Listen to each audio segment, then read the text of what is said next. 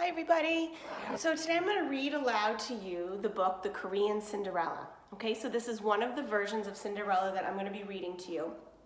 We have like 3 or 4 that we're going to read that take place in all different countries, okay? So I don't know if you know where Korea is, but Korea is part of the continent of Asia, okay? So, here we go. Long ago in Korea, when magical creatures were as common as cabbages, there lived an old gentleman and his wife. For years, they longed for a child to share their tiled roof cottage. At last, a daughter was born. Good fortune, the old man exclaimed. I'll plant a pear tree in the courtyard to celebrate this day. And Pear Blossom will be our daughter's name, the old woman added. So stopping for 1 second, did we hear a feature of a fairy tale? Did anyone hear? Now, they didn't say once upon a time, but they said long ago. So I'm going to make a little note that they said long ago. And if you want to make notes along with me, you could always do that. Maybe grab some Post-it notes, and you can always just push pause. Right, which is great. You can have me reading at a moment's notice whenever you're ready for me to get that going. Okay. Both the tree and the child grew lovelier with each passing season. In spring, white flowers frosted the tree, and Pear Blossom wore a white ribbon on her long black braid. In summer, when the tree bent ripening with fruit, Pear Blossom's mother wove a band of rosy gold into her hair. In the autumn, when the leaves from the tree blew about in the courtyard, the scraps of sunshine, her mother dressed Pear Blossom in a yellow gown. But one winter day, when the branches on the pear tree were still bare sticks, the old woman died. Ego, wailed the old man, who will tend to Pear Blossom now? Let me just see if I can move this, guys, so I'm a little bit closer to you. Woo.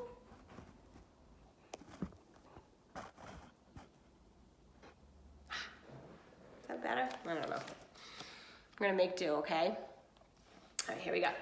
He put on his tall horse-haired hat and went to the village matchmaker. She knew of a widow with a daughter. The girl named Peony was just the same age as Pear Blossom. Are you hearing something that's alike about Cinderella, right? Could this be a stepmother and a stepsister type of thing? 3 in 1, promised the matchmaker, a wife for you, a mother and a sister for Pear Blossom. So the old gentleman took the widow for his wife, and although Pear Blossom called the woman Omani, or mother, she was far from motherly, and Peony was the worst sister of all.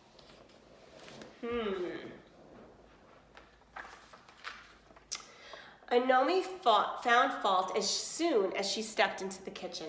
Too cold, she grumbled. The fire's gone out. Fetch wood, Pear Blossom. Be quick. Pear Blossom gathered sticks and fed the stove until the lid and the kettle danced with steam. Too hot, her stepmother scolded then. The noodles are scorching. Get water, Pear Blossom. Be quick.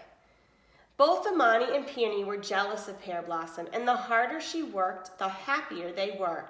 Each day, Pear Blossom was up before the sun, and she cooked and cleaned until midnight with only the crickets for company. So are we finding a wicked character right here? I would say probably. Okay, so under wicked character, which I think you can't. I'm almost there. There, that's it. I'm gonna write down Amani. And who is our nice character? I think we could say that Pear Blossom is our nice character.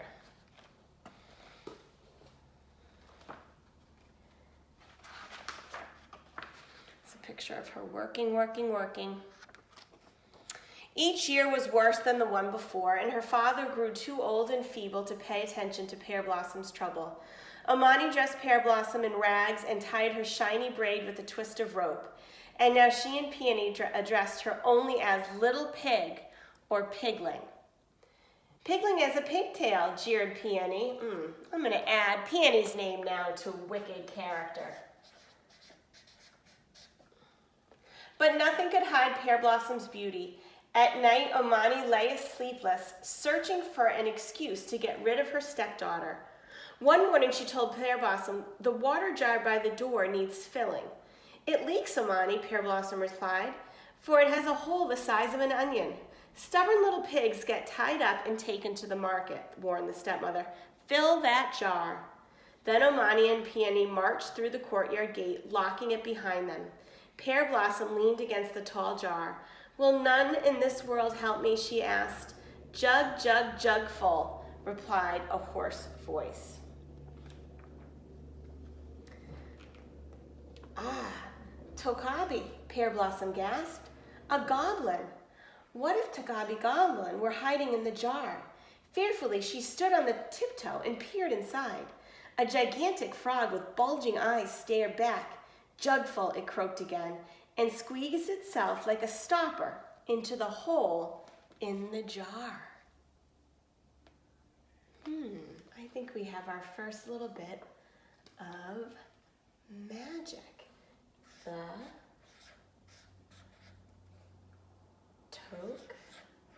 Tokabi all of a sudden appeared and then was able to fix that leak. "As you wish," agreed Pear Blossom. For Frog and Goblin, it was best to do its bidding. She hurried to the well and drew a jug full of water. When she poured it into the jar, not a drop leaked out. When Omani and Peony returned, they found Pear Blossom resting beside the jar. "So," Omani shrilled, "off to market, little pig." "But Omani, the jar is full," Pear Blossom protested. "A frog helped me." "Trickery," snapped her stepmother, but she muttered to Peony, "A magic frog, look inside that jar." Peony hung over to the rim, but saw only her own scowling face. All of a sudden, the jar tipped. A flood of water soaked Peony from head to toes. "Piglings to blame," she howled. "Someday that little pig will get what she deserves," Hermione declared. She made Pear Blossom crawl through the puddles, licking up the water. The next morning, Hermione scattered a huge sack of rice around the courtyard. "Hull this rice, little pig," she ordered. "Polish every grain or else." She shook the bag empty. "You'll be put in this bag and sack and sent to China." Then Omani and Peony left for the village, the rice covered like the sand beside the sea. Pear Blossom threw her arms around the pear tree and asked, "Will none in this world help me?" Wings whirred overhead, and a flock of sparrows flew out of the tree. "Cheer, cheer, cheer," the sparrows called to Pear Blossom. They pecked at the rice, separating husk from kernel. So think about how teeny tiny the rice is. In a matter of minutes, the sparrows had polished the rice and peeled it into a corner. So now the sparrows seem to have some magic. Because I think if you were outside and you asked for help, birds wouldn't come to help, right? So that must be a little bit of magic right there. When Amani came back, she found Pear Blossom nodding beneath the tree. "Off to China," her stepmother began, and then caught sight of the mound of rice. "How can this be?" she demanded.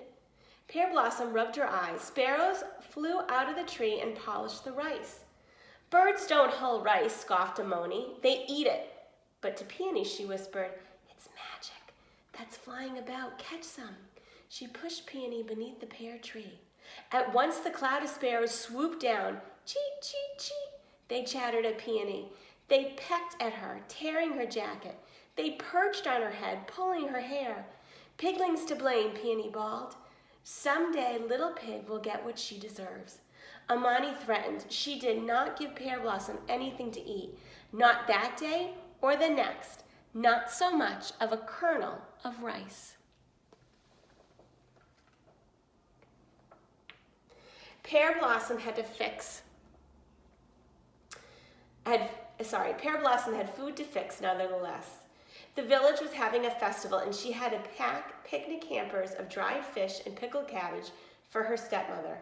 She also sewed a dress of pink silk for her stepsister. When the festival day came, Peony mocked Pear Blossom, calling her "dirty piglet, stay at home."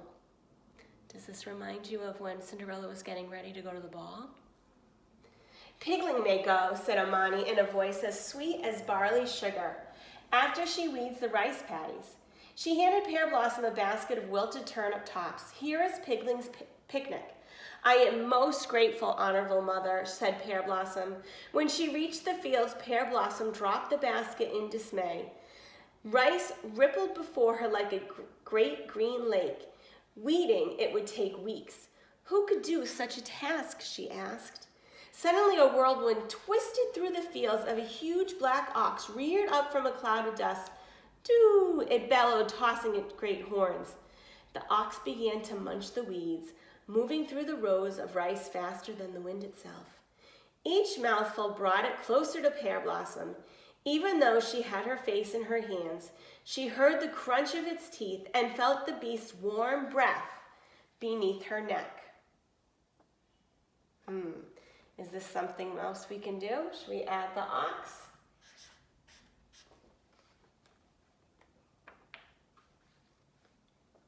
What do you think? Can you see that picture? At last she dared to peek her fingers. Both ox and weeds were gone. Hoofprints big as cartwheels pocked the field, yet not a single blade of grass was trampled.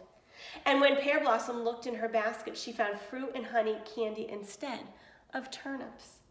She bowed, then cupped her hands and called 1,000 thanks. Pear Blossom hastened to the village festival. The road which followed a crooked stream was rough with pebbles. Pear Blossom had just slipped off one straw sandal and to shake out a stone when she heard a shout. Make way! Make way for the magistrate. 4 bearers, a palanquin, swaying on poles across their shoulders, jogged toward her. In the chair sat a young nobleman dressed in rich robes, wearing a jade jewel on his topknot. Flustered Pear Blossom teetered on one leg like a crane, holding her straw sandal. Her cheeks grew hot as red peppers, and she hopped behind a willow tree that grew beside the stream. As she did, her sandal splashed into the water and bobbed like a small boat, just out of reach. So, does he look? This is a nobleman, okay? So this is the royalty right here.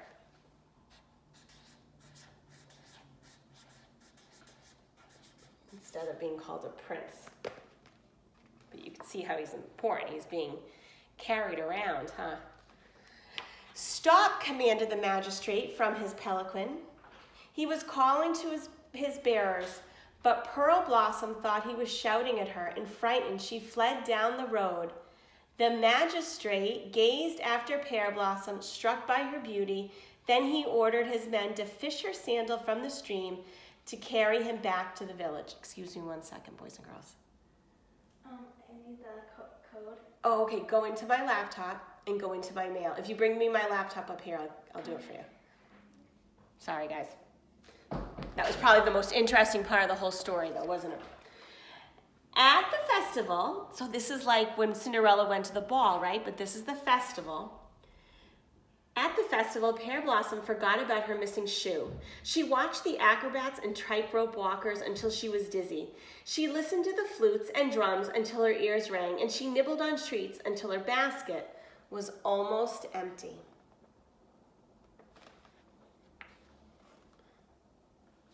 That's kind of all of them at the festival party. She was peeling the last orange when Amani and Peony came upon her. "Little pig," screamed her stepmother, "what are you doing here?" So just like when they didn't want her to go to the ball. "I am here because a great black ox ate all the weeds in the rice paddies," said Pear Blossom. "The same ox that gave me this orange." "Black ox indeed," Amani snorted. "Oxen are brown. You stole that fruit." She was interrupted by the magistrate's bearers. "Hear this," they shouted as they elbowed the palanquin through the crowd. "We seek the girl with one shoe." What does this remind you of? Is this like the glass slipper, right? It's Pigling, Peony pointed at her sister. "She lost her shoe." The bearers put the chair down beside Pear Blossom, and the nobleman held up the straw sandal. The magistrate has come to arrest you for stealing. Amani shook Pear Blossom. Now you'll get what you deserve. Then she must deserve me as her husband, said the magistrate, for this lucky shoe has led me to her. Another pigling's magic trick, said Amani, pulling Peony to the pelican. My daughter will give you 2 shoes. That is twice as lucky.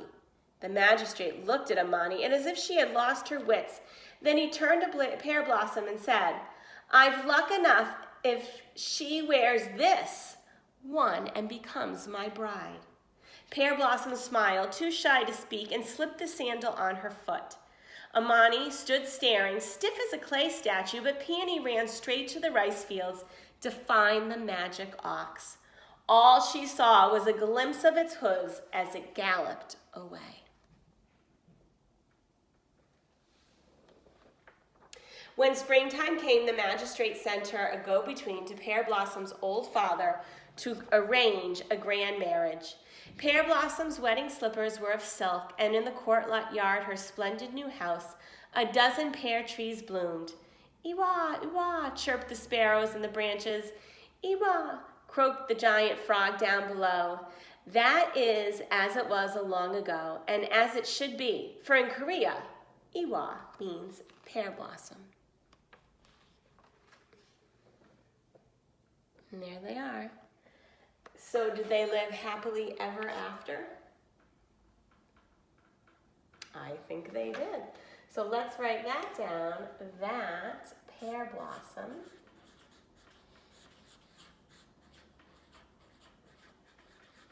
and magistrate